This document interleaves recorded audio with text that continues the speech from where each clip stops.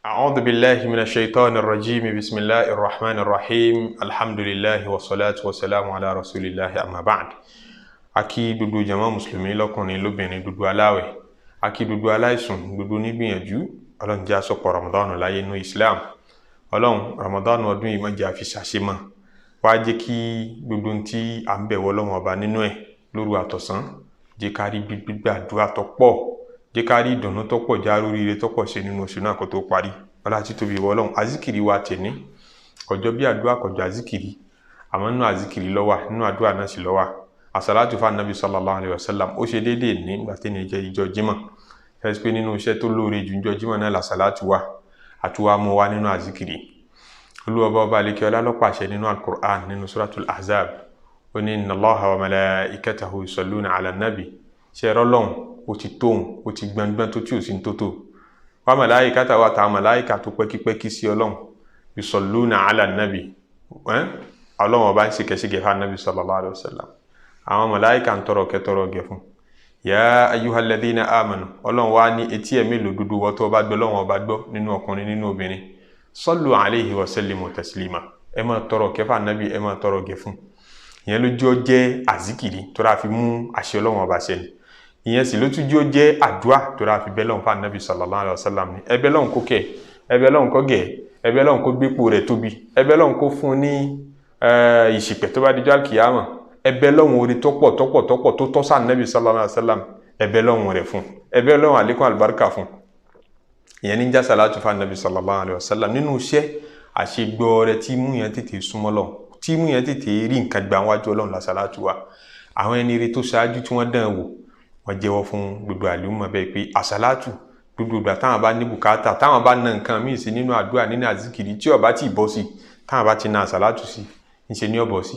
Ntí sì ń bẹ́ẹ̀ ni pé Ọlọ́run pàtàkì Ànábì púpọ̀, Ọlọ́run bàbàrà Ànábì púpọ̀. Yẹn bá Ọlọ́run ọba bàbàrà ntí ń bàbàrà, tó bá nífẹ̀ẹ́ ntí ń nífẹ̀ẹ́, ó lè gbọdọ̀ Ànábì sallallahu alaihi wasallam wọlé sọ́dọ̀ Ọlọ́run ọba fa Ànábì bẹ̀ lọ́hùn ń pé Ọlọ́run àsàlátù mo ṣe fa Ànábì sallallahu alaihi wasallam yìí, olólùfẹ́ rẹ tó nífẹ̀ẹ́ sí jùlọ, èmi mọ̀ pé lẹ́ṣẹ̀ lèmi, èmi mọ̀ pé àṣetò mi pọ̀, àwọn mọ̀ pé ó nífẹ̀ẹ́ Muhammadu yìí, mọ́ṣẹ́ àsàlátù mo ṣe fún yìí gẹ́gẹ́ bó ti pa mí láṣẹ, mo fẹ́ kó bí àbùkátà mi kọmọ awo ntọ́lọ́wọ́n bó ṣe ọba tí ó nífẹ̀ẹ́ Ànábì sallallahu alaihi wasallam.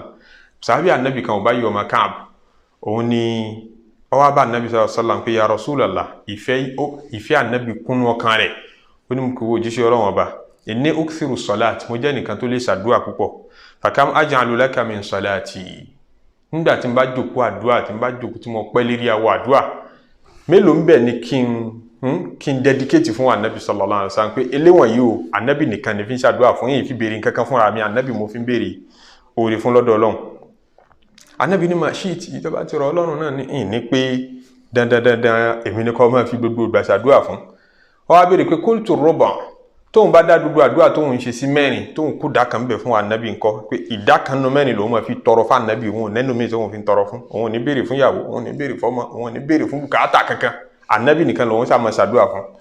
Ànábì ní má ṣe tó wá sí pé bó ti fẹ́ náà nìyẹn, àmọ́ wa in zidta fa huwa khairul lak, àmọ́ tó bá tún lè ṣe jù bẹ́ẹ̀ lọ ìwọ ló pè ó. Ṣé ń dán kan tá a bá là ń tọrọ gẹ̀ fún Ànábì sallallahu alaihi wasallam, àwa náà la tún fẹ́ kó fà ń bẹ́ẹ̀, kì í ṣe ń pa Ànábì là ń ra oore fún níwájú Ọlọ́run ọba tó fẹ́ràn rẹ̀ ti ṣe àṣàlátù fún. Ó láwọn màláíkà ń ṣàṣàlátù, àwọn tó jù wá lọ ń ṣàṣàlátù fún Ànábì sallallahu alaihi wasallam.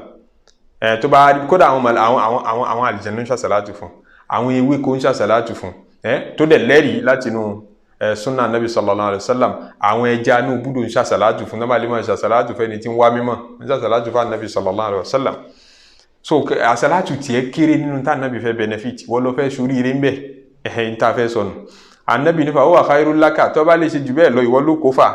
Ó ní ó dà tó bá rí bẹ́ẹ̀ àníṣù, ó dà kó wọn dá gbogbo àdúrà àwọn sí méjì, ìdá kan kó jẹ́ pé Ànábì nìkan lòun ṣá máa tọrọ fún ṣáá, ìdá kejì ní kó wọn fi tọrọ fún àwọn. Ànábì ní máa ṣe ìtì tó wá sí bó ti fẹ́ nìyẹn, àmọ́ wà ń zita fa huwa khair, tó bá tún lè ṣe jù bẹ́ẹ̀ lọ wọ́n náà ló tù sórí ire bẹ̀. Qala aj'alu laka salati kullaha, ó ní tó bá rí bẹ́ẹ̀ gbogbo àdúrà yìí ní ṣe nǹkan kan fúnra mi mọ́nu, tí n bá jókòó àdúrà láti bẹ̀rẹ̀ dé parí, á jẹ́ kó Ànábì sallallahu alaihi wasallam ní sàmà ṣàṣàlátù fún gbogbo ìgbà yín pé sallallahu alaihi wasallam sígà kanu, Allahumma salli ala Muhammadin wa sallim sígà kanu, Allahumma salli ala sayyidina Muhammadin wa sallim tó bá fi sayyidu kan ó tún dá sí náà ni. Allahumma salli ala Muhammadin wa ala alihi wa sallim àbí wa ala alihi wa ashabihi wa sallim. Gbogbo àwọn àsàlátù títúmọ̀ wọn bá ti dá gbogbo ẹ̀ náà ló bá súnnà mu. Ibrahimiyya ó bá súnnà mu.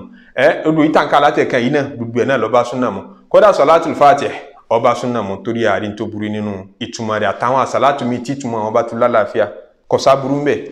Ó ní ṣé kí n máa fi gbogbo ìgbà ṣàdúà fún wa ànábì kí n má ṣe nǹkan kan mí mọ́. Ànábì ní tó bá lè ṣe bẹ́ẹ̀ idhan tukfa hammaka. Gbogbo tí wọn náà fẹ́ béèrè lọ́dọ̀ Ọlọ́run tó ti bàpò yẹn tó níta ànábì lọ jẹ́ ológun yẹn. Gbogbo bùkátà tọmọ táyà tàzìkí tẹ̀mí gígùn tìṣọ́ tìdáàbòbò tìgbélékè ọ̀tá gbogbo ẹ̀ pátápátá tukfa hammaka. Ọlọ́run kúkú ti mọ̀ ń kó gbé tiẹ̀ sápò ní ó sì mọ ogun tó gbé sápò. Ọlọ́run bá òyìnjú ẹ̀ wáyù gùfárà laka dhanbuka. Ẹ̀ṣẹ̀ rẹ tó wá túkà ọláyà náà tó fẹ́ tọrọ àforíjìn rẹ̀ tó bá ṣá ti ń ṣe salatu ala nabi sallallahu alaihi wasallam ẹ̀ṣẹ̀ rẹ̀ ọmọdún wọn àforíjìn ọlọ́mọṣẹ́ àforíjìn wa. Subhana rabbika rabbil izzati amma yasifun wa salamun ala al-mursalin walhamdulillahi rabbil alamin.